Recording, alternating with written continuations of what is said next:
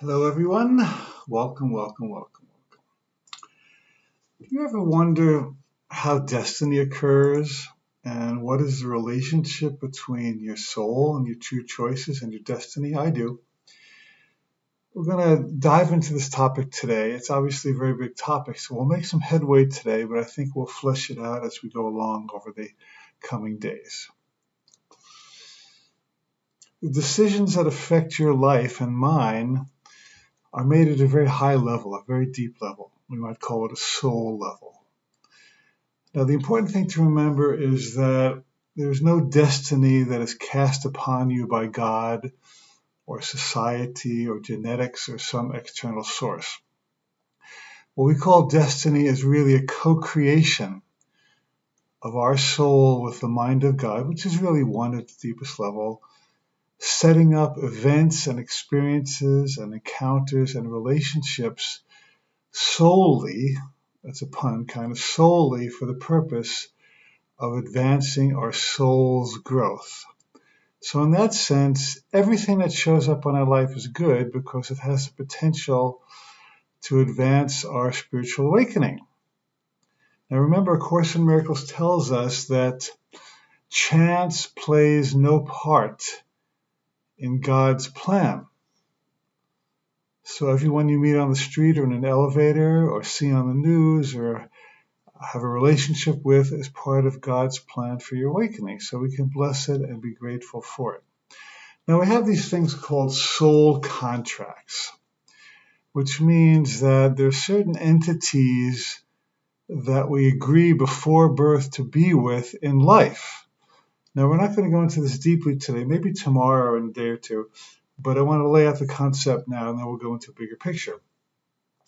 So some soul contracts are for our joyful edification, and some soul contracts are for our growth and expansion. They're all for edification and expansion, but some of them are easy and fun and some of them are challenging. So if you came into a family with a dysfunctional alcoholic father, let's say, or even if you came into a very wealthy family, there were soul contracts that had to be played out that will make sense down the road. In the moment, they never make sense, but down the road, they do. So for today, we're going to return to soul contracts, but for now, I want to suggest that we have events that show up that are absolutely part of our destiny that had nothing to do with what our conscious mind intends to plan for our life. This is why important things happen seemingly out of the blue, but they're really God's plan for our awakening. So for example, many years ago, I wrote this book called The Dragon Doesn't Live For Anymore. I think I've spoken about it in our previous sessions. And I had written the book, and I showed it to a number of publishers, and they all went thumbs down on it. One publisher said, "What's it about?" I said, "It's about the healing power of love and forgiveness." He said, "Now write something more dynamic." I said, "All right, I guess you're not the guy." So my mother gave me her life savings of $5,000 at the time to publish it. And then I was clueless as to promotion. I had no idea about how to get my book out to the world. I was not a business person. And so I saw a brochure from a company that was distributing Course in Miracles related books. And I was so I was so turned off to the idea of promotion that I just didn't want to do anything to have to get to, it was not my idea of fun. I liked writing the book, but not selling it. And so I threw the brochure in the wastebasket. The next day, I got a letter from a friend, and the letter contained a copy of the very same brochure from the very same company. And she said, I think you should send your book to these people. I thought, okay, how many signs? I was not that thick that I overlooked the signs. So I sent my book to that company, and the printer said, "We love it. We want to distribute it." And he sent out gratis copies to a lot of Unity and Religious Science churches, and he had some connections. And before long, the book caught on by word of mouth. It became a bestseller. I started receiving invitations to speak all over the world. I went to Sweden and Greece, and it just became a huge snowball. I was making tons of money, and all kinds of amazing connections unfolded. Now, don't you think it's interesting that that one lady sent me that one brochure that was in synchrony with what my soul had chosen, but my mind, my ego, my personality resisted it because it smacked of self-selling. So there was a setup involved. You understand that there was a web, there was kind of a subway system where all these things were functioning below the surface. And then a couple of years later, I received an invitation to speak in Hawaii. Now, I had been living in New Jersey at that time, never been to Hawaii, heard about it. And it was for a program called the Human Unity Conference. I thought, oh, hot dog, a free trip to Hawaii, and they're going to pay me, and I'm going to go to Hawaii. Woohoo, woohoo. And then I got to page 2 of this invitation. It said, by the way, this is, this is a conference where everybody's equal. And they said, all the presenters, you don't get paid, and you pay your own airfare, and you pay your own hotels, and you pay your own meals, and you pay a conference registration fee. I thought, this is bull, man. People pay me good money to do this kind of stuff. So I put the invitation aside. I was disappointed. And a voice inside said, just sit down and pray about it, meditate about it. And so I just closed my eyes, began to meditate, and I had a vision. I don't usually see things in meditation, but that day it did. And I saw the image of a yogi, like an older yogi with leathery brown skin and a white beard and a turban and very sparkling eyes. And he just kind of hovered. And there was such a beneficent presence, and I just felt so peaceful. And he just said, just do this. Don't think about it. Just there's a reason you need to go to this conference. So I got up from the meditation. I thought, okay, I will follow my guidance. It felt more peaceful to go than to not go. And even if I had to pay money and contribute, so what? So the next night, a friend of mine invited me to a program at her house. And I didn't know what it was, but I trusted her and liked her. So I drove an hour in the snow and through New Jersey to go to her program. And there was a guy who was doing a lecture. And she said, this is so-and-so, and he's a representative of the Human Unity Conference. Whoa. I mean, this was the same conference I just received the invitation to go to. I hadn't sent in my response yet. So he starts going through the slides.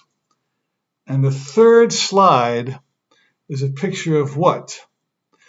The very yogi's face that I saw in my meditation. Got my attention. And he said, this is Sant Kirpal Singh, the guru who founded the Human Unity Conference 13 years ago. I thought, holy, so I'm going now.